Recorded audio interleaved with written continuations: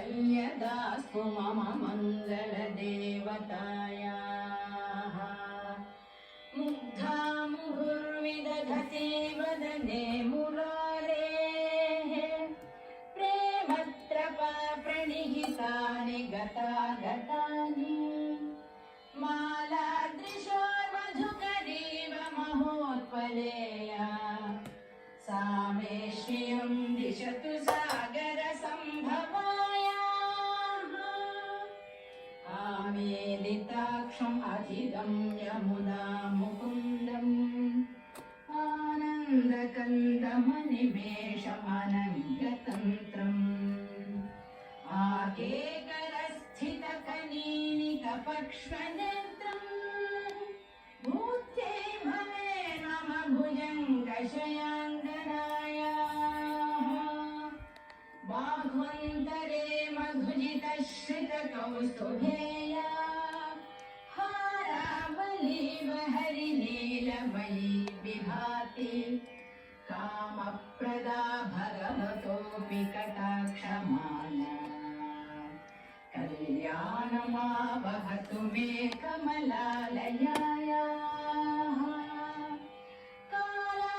कालाम्बुदानिललितो रसिकैकभागे धाराधने स्फुरति या तडिदङ्गनेव मातुः समस्तजगतां महनीयमूर्तिः भद्राणि मे दिशतु भार्गवनन्दनायाः प्राप्तं पदं प्रथमतः खलु यत्प्रभावात् माङ्गल्यभाजिमधुमाथिनि मन्मथेन मय्यापतेतु तदिह मन्थरमीक्षणार्थम् मन्दालसं च मदरालय कन्यकायाः विश्वामरेन्द्रपदविभ्रमदानदक्षम् आनन्दहेतुरधिकं नुरविद्विषोऽपि ईशं निशीलतु वीक्षणवीक्षणार्थम्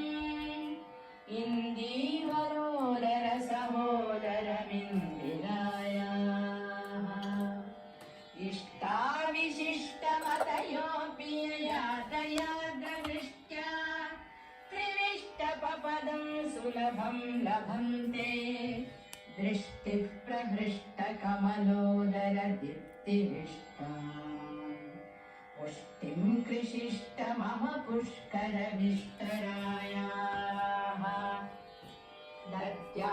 दद्याद्दयानुपवनो द्रविणाम्बुधाराम् अस्मिन् किञ्चन विहङ्गशिशौ विषण्णे दद्याद्दयानुपवनो द्रविणाम्बुधाराम् अस्मिन् किञ्चन विहङ्गशिशौ विषण्णे दुष्कर्मघं ममपनीय चिराय दूरम् नारायण प्रणयिनी नयनाम्बुवाहः गीर्देवदेति गरुडध्वज सुन्दरीति शाकम्भरीति शशिशेखरवल्लभेति सृष्टिस्थितिप्रलयकेलिषु संस्थितायै तस्यै नमस्त्रिभुवनैकगुरोस्तरुण्यै श्रुत्यै नमोऽस्तु शुभकर्मफलप्रसूत्यै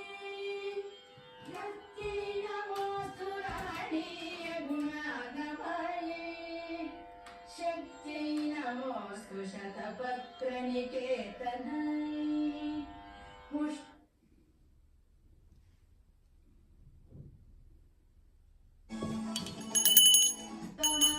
पुष्पमवल्लभायै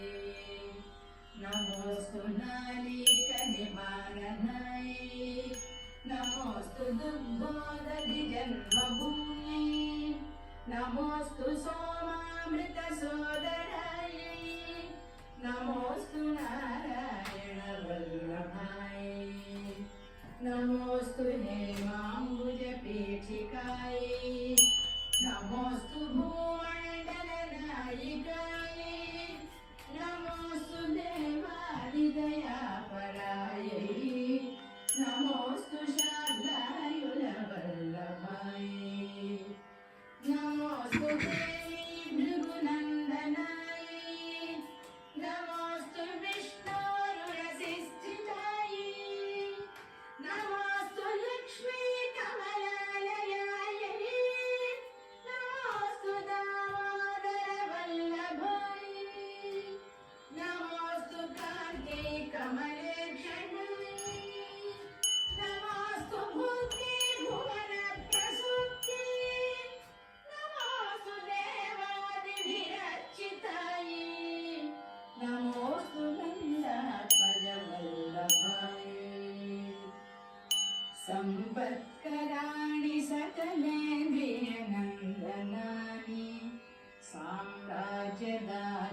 भवानि सरोरुहाक्षि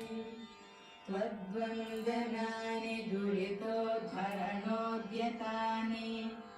मामेव मातरनिशं कलयन्तु मान्ये यत्कटाक्षसमुपासनाविधिः सेवकस्य सकलार्थसम्पदः सन्ततं